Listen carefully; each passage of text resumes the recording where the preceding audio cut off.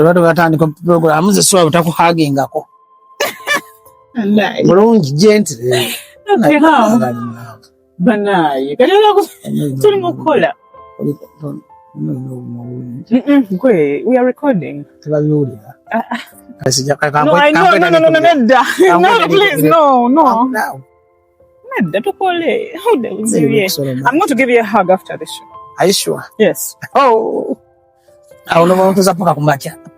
No, it's okay. Jambale, it's our brand. So when I'm putting on this and you're putting on that.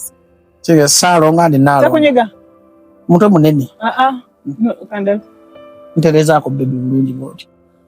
Ono just kaneno kaina provision yo kugeza mkati ombulire obe kunyiga oba. Are you okay? Are you okay baby? No, it's okay. Saga kubika ate in your face. Means obutakulaba. Okay. How are you? Let's go. Can I microphone you? Are you okay? Let me see. It's on. Thank you for the lunch, by the way. Was it good? Yeah. Now the meat was too hard. Sorry. I just ate. Next time. I wanted local food, but no other fries. Tofaya. Kala get jans. Katugende. Bajoba mukwano tukole. Obenda recording.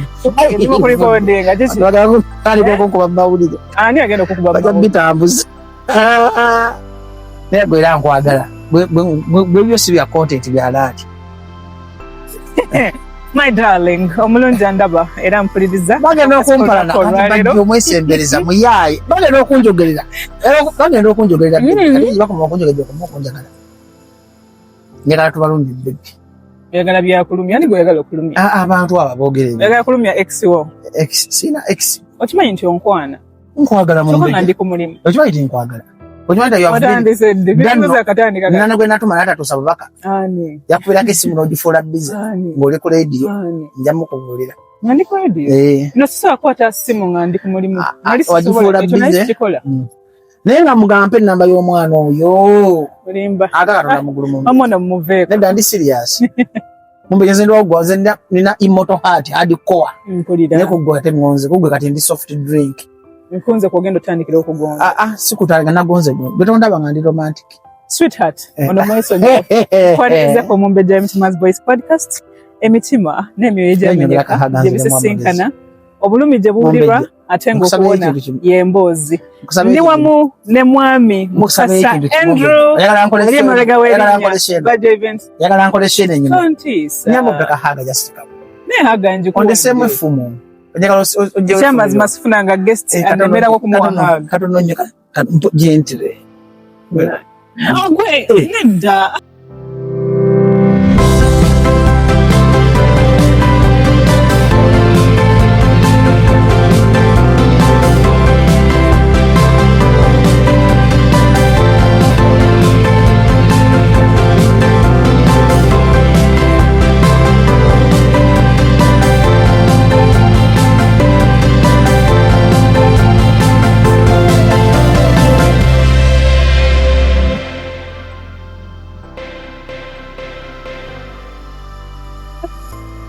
Mana ye bakazi kati huyo mukazi akubira esimu. Mukazi mwesonyiwe simu giteke mu silent. Mukwata ule mukazi.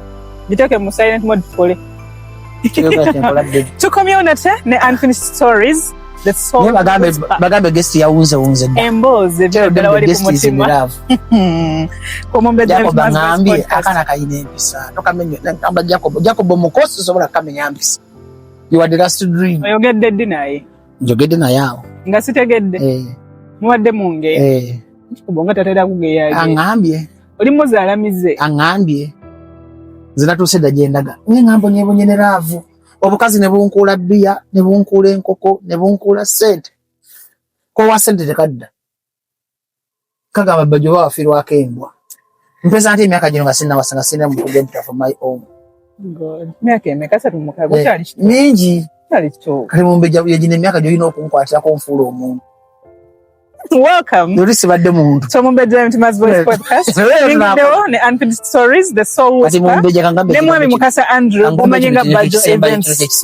Ichi. Onakola olinjagala. Nenda kufuna visa ninyeko kunywe. Siri nyanga kunywe.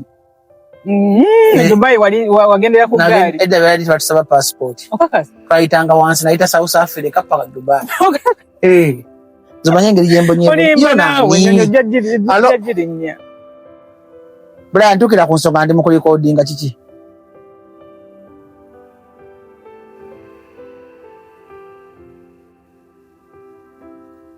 Kale kamaroko gira nkokubire. Business was a business. Zinagambe you are my password. You are my screen saver. You are my everything. Mwana mwami ya. Ebyange byonna bimanyi. Montazi. Kali mombeje ebyange password yange yino. Bagenda gamba. Banyi kulage bebino bimanyi. Ne danze jala egusimu open door. Nze sekebera simu ya Nze jala logikebera yino. Temuli wadde message y'omukazi nene. Oya bagikola. Mwetesana Jacob mugule simu zezimu. Ati zino zeziri kati wale senda ngenda kwata iPhone Luna. Ngenda kwata Luna ne S26. Jimanyi Luna yo mwezi. Neje ngenda kwata. Ana uje ngenda kumbudi. Ngenda bali ravu ya fegeri jeri. Should I get excited? No, I'm serious babe.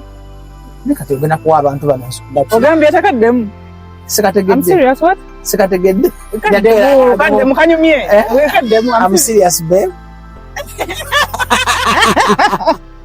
Ndogera kola. Mwene gwa mombeji. Baba kugamba. Amazima ge nino mpa chance. Bako bino bibadde nga mawulire ngambera nebikaze bika. Nga byanyi. Bingi. Nga omukazi nakufukamiza nagamba yigo kwata fone gwe tubire. Gwe kirasa abavyo kirasa wewe. Akugamba yigo kwata. Oli yabimanyira. Muntu omu omwagala tomukyusa. Omuleka nabeera. That's why I've been yearning for a woman like you. Nekyani ekyo kyali kikuyigiriza okulisako. Amanyira. Amanyira mu kufoko gikwatanga baki. Yali ani. Adumwabye. Sala kuyigiza mu ntalo z'abakazi bakadde goli mwana muto. Sala bere mu ntalo z'abakazi bakadde. Tumuleke. Now you are my product. I keep you safe. Nzomumbeje sibiso. I keep you safe from the moon. Nzomumbeje. Ejimanye mumbeje sana kubera ku planet yenu. Nana katonda atonda. Nsana kubeera. Nsinamba lina Yesu okoko kananzenze kakola bako. Na bino njagala tubive namo. No. Manyiro waki tugende ku mwezi. This is my calling. Tugende ku mwezi. Nedda. Tubere yaba ku Jupiter. Sijja kusobolayo. I'm meant to be here.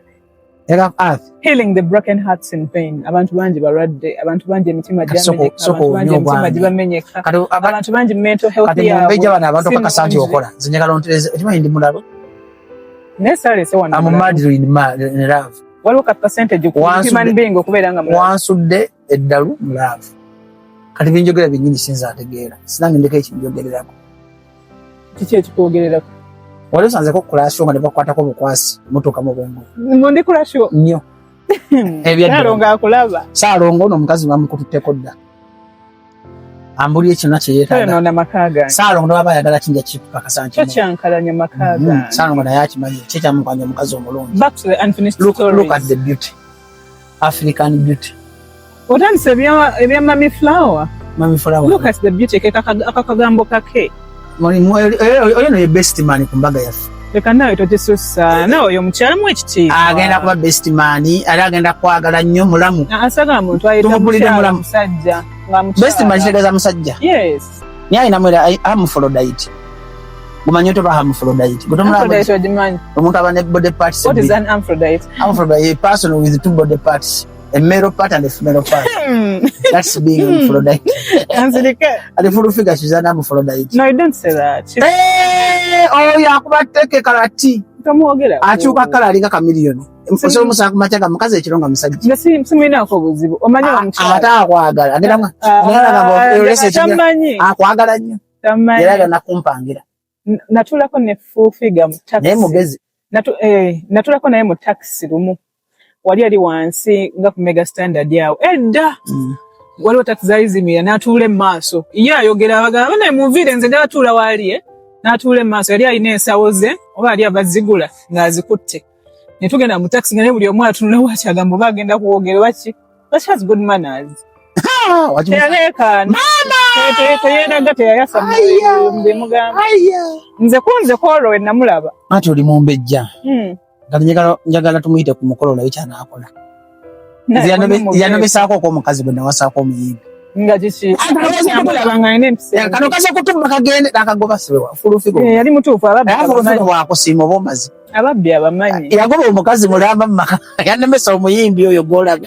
Back to the unfinished stories tombuzabuza naye baby mwami Mukasa Andrew mwami Andrew Mukasa Andrew mbadde nsaba onzikirize nakyo lekalungi ndeko byenkubuuza kati nga buli omumbejja w'emitima omutima gwe gujjanjabe gwone n'abagoberezi bagamba ono omwana njagala onzijanjabe kewazze wano nerabye n'okumanya nti ku nsi wali ekirwadde kyonna kewazze wano omutima gwangu yaaya buli kimu ogenda kumanya mumbejja minakoze emyaka aga siina mukazi weeraliikiridde ntunga ta myaka nanga life begins at 40 sure why you're going to enjoy that is it that's why I've met you life begins at 40 I've got you babe simanyi kuyimba I feel so nice I've got you babe Lucky Dube may he so rest in peace akayimba ako kakabi I've got you babe to make you feel alright oyimbye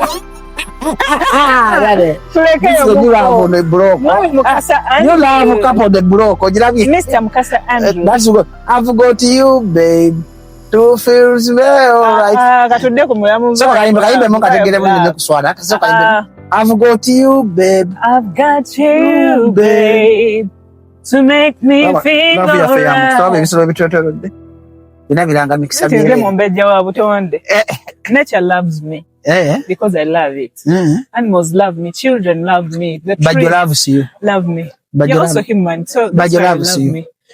But you want to die with you nze nga sagala kufa tujja kukula kataba twefunye tutegeera nze sinayagala kufa ngako mu bulamu ne mu bulungi mu bugagga ne mu bwavu kataba otayo tuyagala emyaka gyaffe nga 5 mu maaso 5 twanaagiwaza maaso nze ngalagiweza je myaka 86 nze yafira ku myaka nga 9 nze ndi mu myaka mingi kali natuuka 1970 tandikira oli wa 1996 oli muto kunze tekisoboka lwaki ngwa nnyo mulavu n'abakazi abakulu simanyi otwagaza ati ati muba mumanyi ebintu okusinga buno obuto kati gwe byomanyi obimanyi nze ndeka evaayo nandeka kati njagala nve mwami Mukasa Andrew mwami Mukasa Andrew ndeka ndeka nkujjeko akawuka nvaako wano tewali buwuka mwami Mukasa Andrew mbazi tukola program wendolooza tuli mukola ki tuli ku pod zibyantamida twekwande tubireke kati Mukasa agenda kuyamba ky'abantu byeri mukama abantu bakubera avo baira oli mu kubajjanja kati laavu yaffe efuke laabugundira bbala tole kimundi neko bakolera experiment yagala kwonoona maka gange maka go gayononesemu lebo babadde olina omuntu Yesu yateze siremwa omuntu wange mwezi okulemererwa nnyo noona omuntu wange neesiga kati kuno olugendo okutola bakema Eva katonda kati gwe kyogamba olina omutima ng'ogwa Eva kati nze ntwala nga saapeegi kukema ati tumanyi sitaani yakema Eva ali ku kibala kati kanfuke sitaani w'amaka gammwe obudde gwe bugenda omulungi andaba byongamba tebirimu fija wali futa mwami Mukasa Andrew so kunyumizeeko ngenda kuwuliriza are you a doctor of course what's paining me now navi doctor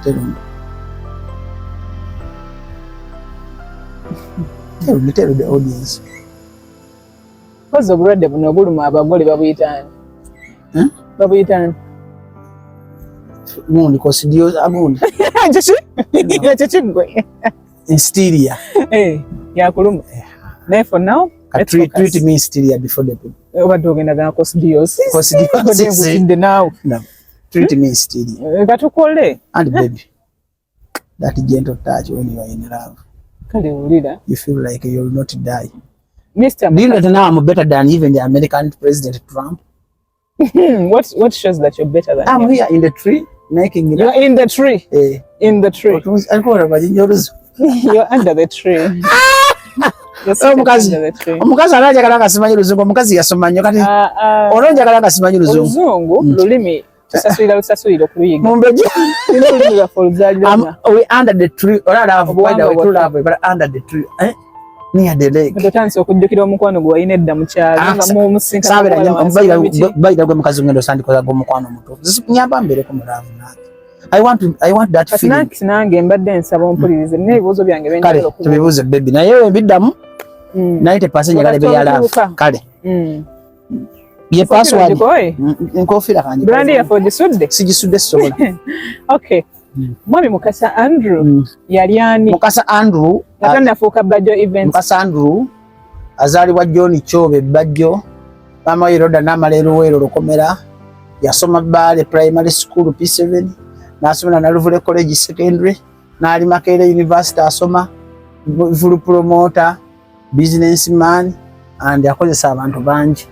Mukasa Andrew ali simple tawalana tageya ali open minded tanyiga tachawa ayomba yeta siba busungu. Is there anything else you want to know about Mukasa Andrew? Okay. Tumutegedde. Have you understood who Mukasa Andrew? Era banzala ne baganda bange mu mama babiri abatata bangi era basinga bafa sirimu awe Bajjo bali bagagga ne batunda ettaka kye kinkumi nga Mukama yanteka kakasubi. Buli family kadda ajijjamu omuntu ng'ebujulizi. Kati bakulira mu mbeera nga buli kimu bakisanga. Nga buli mwana akwana mu mbejja n'asalako poloti n'atunda ne banywa omwenge ne bafuna sirimu. That's why nagamba I hate HIV. Actually even my mom died by then yafa bbiri yena nali musinia wano. Kati yangamba sirimu aluma. Kati nkuze mmoja wa mama oyo we yava eri Bale watato sula we yava watata sula naje namulabanga akula enkoko obanga omwana omuto aba ategeera ebiseera yalina ekikosikoosi awo emakindi awo ku Mubaraka bano bakazi abaali nga bakwana ennyo nga nze mbiraba era tokolanga ebyekyayi nga omwana omuto akola ki wayita emyaka nga 5 n'alwala ndowooza kyovula nga taata wange teyafuna ku sirimu ate tali musajja bwe yayagala kundoza sirimu yamufuna zeno Kampala era kyovula nga bw'oba okwana weegenderezanga nnyo okwekuuma. Kati nze bwe najja amagezi that trauma ne ngamba taata we surviving taata ye yafiira ku myaka 7 mama yasinga taata oba taata baali bayawukana dda tamanyi nagenda taata namulaba taata yafa bukadde myaka 7 yakafa 2015 mama yafa 2 taata wa 2 paka 15 jibe myaka emeka 2 Jime miaka ngapi? Afuka mule kwa mangu. Naye ati sibonyebonye nalina jjajja wange nakimunga muganda. Sibonyebonye naye like okubanga tali. Nalina jjajja wange nakimunga njagala nnyo. Nze mukono gwa mama sigulaba munnyo makulu nanze. Nze kyendaba mu amakulu gakola ekintu ekituufu. Banja balina emikwano gya mama nga bakola bya kisiru. Ekikulu nze buli muntu mutuyinga equally. Nanze sinyooma. Njagala nnyo omuntu, njagala nnyo abaana abato. That's why nina orphanage home nti nzimbe. Naye mperera abaana bangi. Gobadde okimanyi nti Nakasongola naye abaana bensasula school fees emitwalo 210. Nakasongola nagendayo ko nenkola ejjinja ninayo abaana. Wano ku Center High nkuze ninawo abaana bensomesa ku Center High. Nina abaana bensomesa omuzana. Mabavuna njagala nnyo, njagala nfe nga nkyusiza obulamu bw'abantu kakadde kamu. That is nice. That is my dream. That's why I'm It is your calling. Nkola nnyo. Kati waliwo mwana bwe nasanga butunda nakati ku kkubo ne mugamba ne mbizayo kusomera obusoma. Kugamba nze ngeri omusajja olisula mwaje gye yankuza yali ayagala maama naye teyampisa bumi. Yanjigiriza nti buli muntu gw'otazaala naye aba mwana wo. That is Mukasa Andrew. Naye akwasagala kamanyiiro Bannayuganda bamanya bategeeze tunula mu kamera. Bannayuganda bamanya nti oyamba bankubira n'essimu Bajjo otuwa yeetaano akamanya bavuma. Bagamba ekivubuka kiri aroga nti nyamba abo Katonda banuŋŋamiza edda nga nkyatambuza bige nasaba Katonda. Ne mugamba Mukama ampe emmotoka n'agimpa ntwalako abantu ku kkubo waliwo omukazi gwe nawonye Makerere kikonyembe okumuluma. Namusanga kiro ssaawa 8 nannyimiriza nali manya bana kasezi nga mwana wange siri mukozi wa nyambo ntwale nomanya okutwala omuntu gw'otomanya omukadde. Kati mbanzikira wali kiggala ekyamuze yise bamala nasanga embwa nnyingi zaali zigenda kumuluma afe. Nanga mumanyi lwaki ondeese Katonda akolese kuntaasa mbwa ze nemuteeka ku kikomera kirabira ne yeebaka. Yemu ku ndagaano gye nakola ne Katonda nali nga ntambuza ebintu mu olimpe emmotoka siriyita ku bantu. Tambula endabirwamu zange ziri wansi siina malala mbw abantu tebantegeera ntambula mbonga ku bantu. Nze ninga wa boda ninga wa kuba obulamu bwange buli easy nyandi simbu nemba n'obuwumbi mbanga atayina. Tasobola kusanga nduulira omuntu yenna tasobola kusanga nsekere teri kintu kibi buli lwenda omuntu omwavu nkabo maziga ku mutima kwa manyi obwavu kyebutegeeza obwavu tasobola kwana mu mbeja tugenze wene tuyalaje omwavu nga talina mitwalo 2 kisasula bbiri omwavu kati gwakuliisa maaso naye nze tasobola busabbuuni agayise ngamba ndinesenda nti kituteko ku lanchi balanga bwe tugenza ali ku lanchi kati omwavu tasobola akulisa maaso ngala bomwalo wa kilasi obwavu kintu kibi nnyo mu mbeje sebo ono omukulu antuteko ne kulanje nsaganye kwata sebo akantu nga tetulidde kya ngani kakati era otugenza twanga tubadde romantic hotel ina tugisasamaza ngala niwe gomba kapo yafe ayo kapo yafe ejja kukola ate ejja kuwangala kubanga nze Katonda tebandogedde bwe terinkwata nenye kamusayi gwa Yesu baida wini na mafuta siteri kintu kyetandika mukama natakimaliza nalisabiranga nyo wa Pastor Tom na nengendako wa Pastor Serwadda nakulira mu church. Serwadda is my church.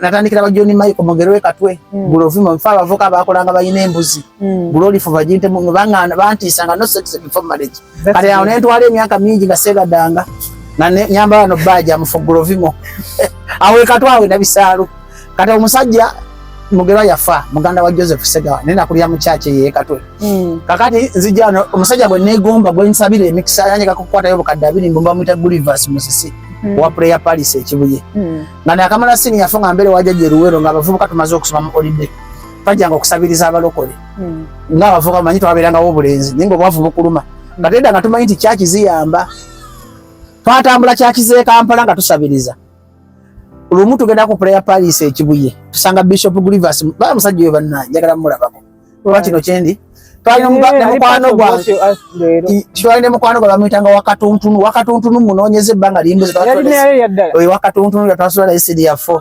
twagakuba tuli bagezi ba kibuga twagenda wa John Michael Mugera yali pastor wange nga tamanyi nti pastor ki yali mugezi nga mwangu wakujja muzibu wakujjako sente naye bali yatuwa sente netugenda tugende ku prayer palace twatuka ku prayer palace ekibuye tusanga Bishop amaze okukola service zina wakatuntunu tunonya ba sponsor tetulina kyakulya tuva Luweero twagala tuweere twalinga tunonya ba sponsor kutusomesa senior 5 ne 6 munange Bishop Gulivers munga gasijja bawula netumuga ne phone boganya okuweerera tetulina na transport emusajja yasooka okumpa emitwalo 2 mu bulamu ne wakatuntunu n'agamba administrator n'atuwa emitwalo 2 that was 2007 bili musanvu nali mu senior 4 bili musanvu gwali mu class wali musanvu ayagala kumbala asukubala wali mu class edda tetwasomanga nnyo emyaka egyo kale nze bili musanvu nali mu senior 4 kati awo nentuka emusumba eko gwe nalaba yali akuteeko mu nsawo nagati kwata sente kolaki era munoonya mukama angamba nokunonya obukadde nga 10 mbumuwe simunonyanga paka kati simunonyanga mbadde business akyali okubisho ne mugagga nanyini prayer palace natekigana muntu naye ampayo ke mitwalo emeka ebiri gyokka nenzikiriza nti yasosolanga kuba yatamanyi nga nakamala naye yakigeza yayamba nemanya naye abasumba b'e Kampala baavu manya baavu ku mitima bajja ku kiro basomesa okugaba bakodo nze nabatambulamu nga mbasabiriza nze nakulanga Pastor Bugembe oyo musajja mukulu nakulanga atuyimbira mu church ngatamanyi ndifuka mbanyi ndi mwana mukulu akula mulo yamugemba jafira ku myaka 10 actually Bugembe byabagambe bya sirimu bituufu taata we bakola na Abitex yanyumiza yangamba taata wa Bugembe yafa sirimu omutuufu yamulumanyi yagala sirimu wedda Bugembe buli kyayogera kituufu Abitex yangamba nti bakola taata wa Bugembe Masaka era Abitex ayita Bugembe ayita Abitex kitaawe bakola taata wa Bugembe byabanyumiza byonna bituufu gyebiri Bugembe is a living testimony ebyaddala baba ngamba taata we sirimu le yasooka yamuluma yali muyimbi ng'akuba bivuga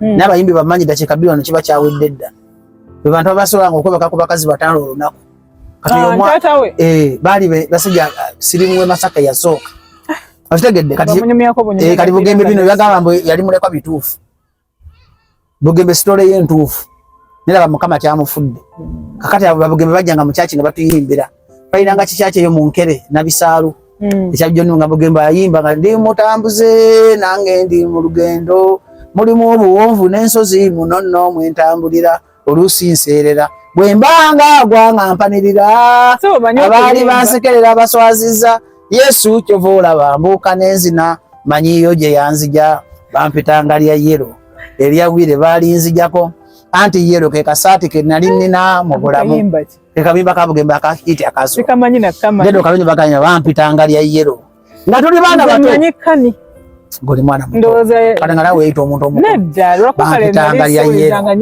kakati Bugembe kayimba kamufulo wakabi awo nawo nandi mujjane yabbajjo awo nawo kyache no yamentalinga nyo butakola bya kiyayi yamentalinga nyo obuyanyamba obwenzi ne sipuna sirim yanyamba obutabba ne bantu batandika ku nesigane sente zaabwe yanyamba amazima n'okusaba ennyo bibikoze bajjo wano kakati oli wattutumu bangi tukumanyi naye eriyo ekintu kyonna mu industry eno mwoludde n'okuba nti tukumanyi nga bajjo events ekintu kyonna ekikosezza emirembe gyo mu bwongo mentale obana ne mukwano gwo ng'omwesigane nga mufera kuzanyira ku bwongo mu industry emu temuli bantu baliriyo mulimu bantu ba use and exploit and target workers obera n'omuntu ngataliriyo kana mukwano gwange mbadde mumanyi obusijja mwogera linnya nenga munanfuusi industry judda abananfuusi bangi kuzanyira abantu ku mutwe tebaliyo ngaza tenze ndiriyo kati ze mumbeja sola kuwahaga nga sikwagala ku mutima sola kukwatako bwekimaswa ebyaddala bayida nze ndiriyo sola kuwangala nawe ebbanga panvu weki etuwanga ne maswala singa nekyanze dda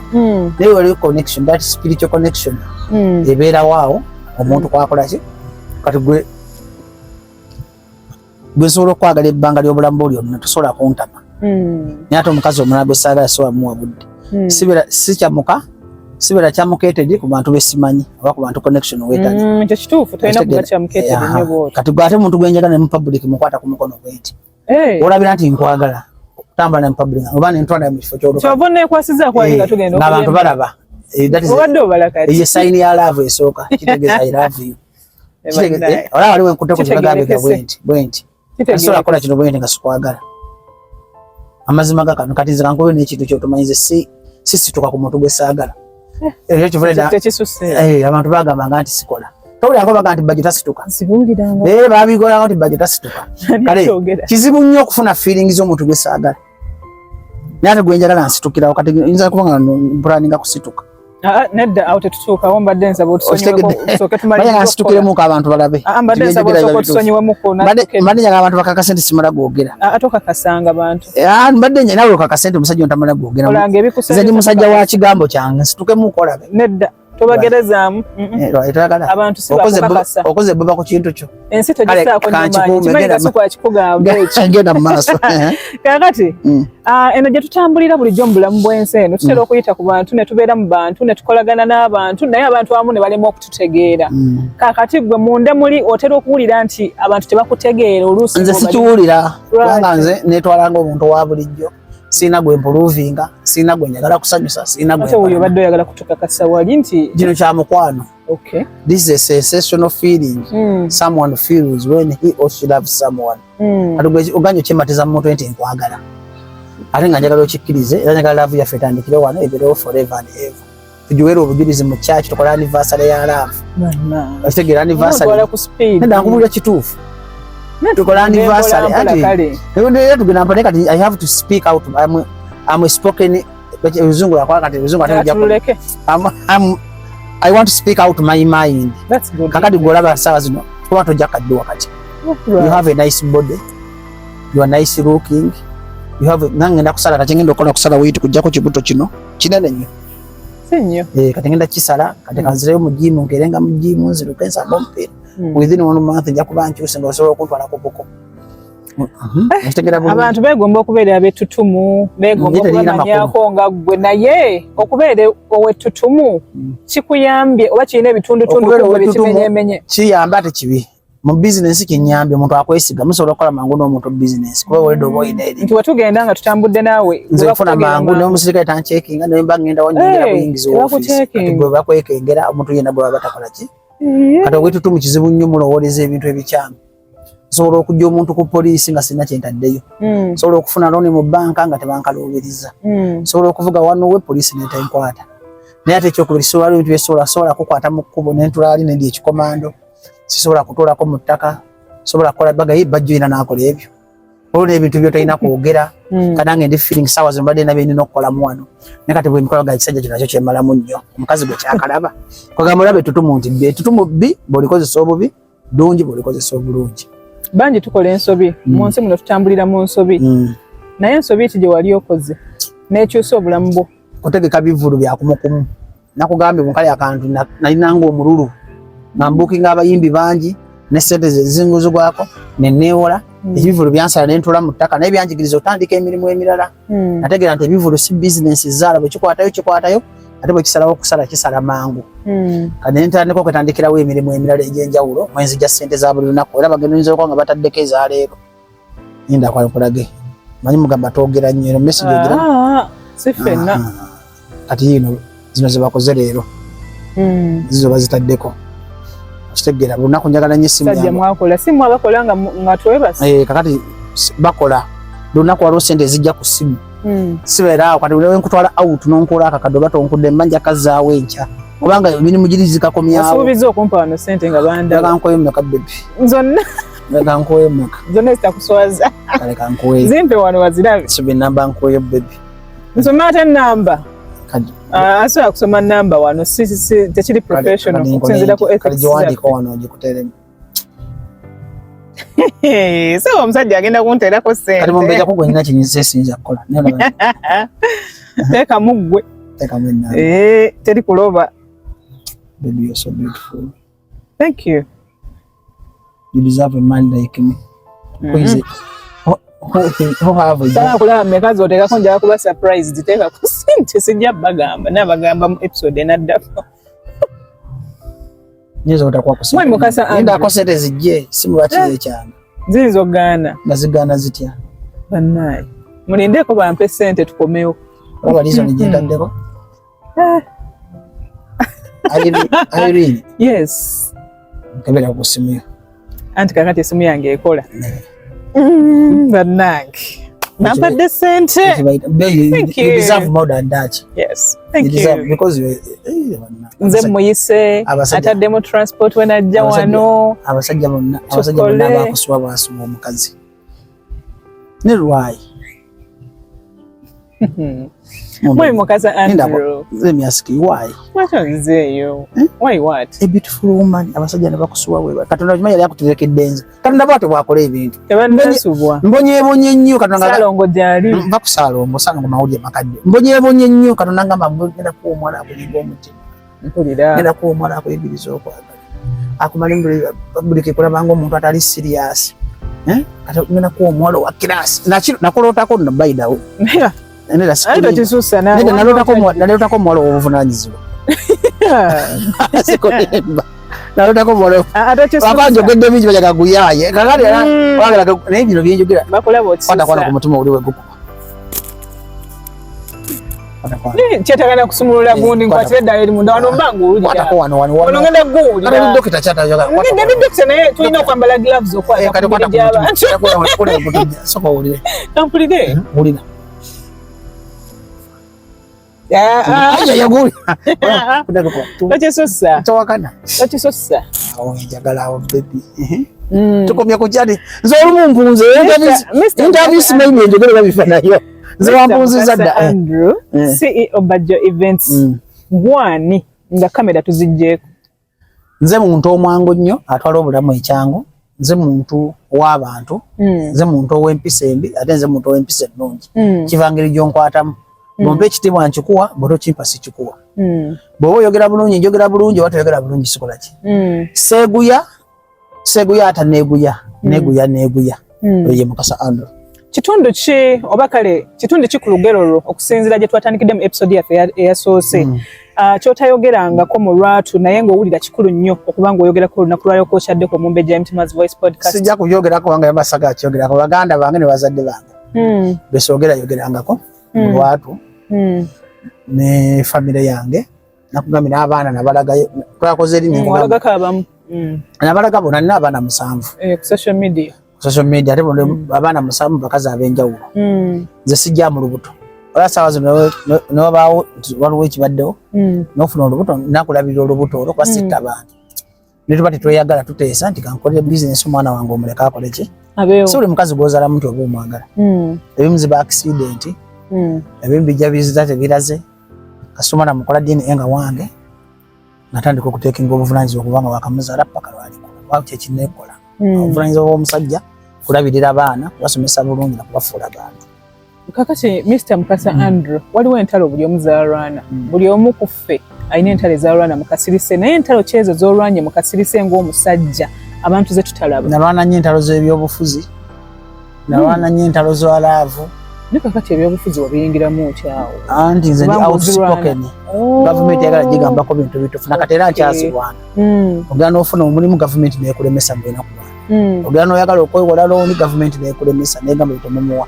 Ogenda n'oyagala ogula ettaka ne bakuyita emabega ne balitwala. Bamaze entalo ze tukola ki? Naye tuzisuwa zireeta mu kamera waliwo ebintu biwerekera ng'omusajja. Ne personal life entalo nnyingi ezibaamu. Waliwo oyitako mu bwavu omuntu nga takulowooza olina ssente.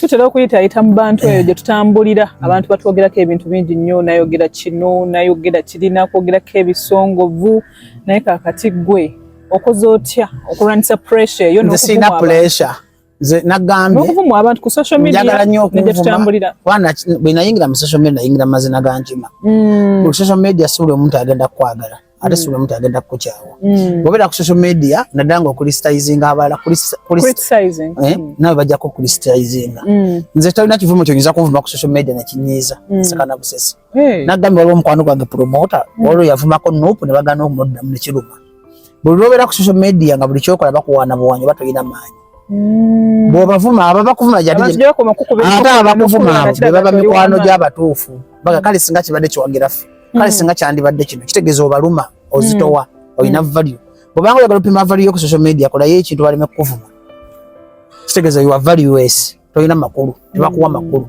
omuntu yenna gwe bavuma ye muntu gwe bawa amakulu omuntu asobola kukomentingako omuntu nga talina makulu kati social media ogibe nanze newunya bano abasiba abantu ku social media mubavuma ebyo bya kisiru bw'obala amazina g'enkima nayo sikiriza ogayige naye abantu baagala okubawa ekitiibwa ate bali ku social media omuntu ku social media tekuli nnyo muntu wa kitiibwa omwana kadaama aba yakombye box nga mukama we tanamusasula musaala ng'alina kumanyako gwe busungu amaze emyaka 5 takola sex naye kimanya nange maze ebbanga lingi sikola sex tetugendayo nkubulira kituufu ogenda kunyumiza nga tuvuddeyo wano omuntu atakola sex omulabiranga wano ku musuma ono guba gutujje nogangula gulisi atakola ate yalina ogutujje guba tegutujja nti gugwe gwebasi guli kaamu nkandabe gwe nedda guba tegutujja akamukola emyezi 3 emabega ntwaliza muli nkubuulira guba tegutujja sejja kyejjuwa guba gutujja guba tegutujja saalongo gyali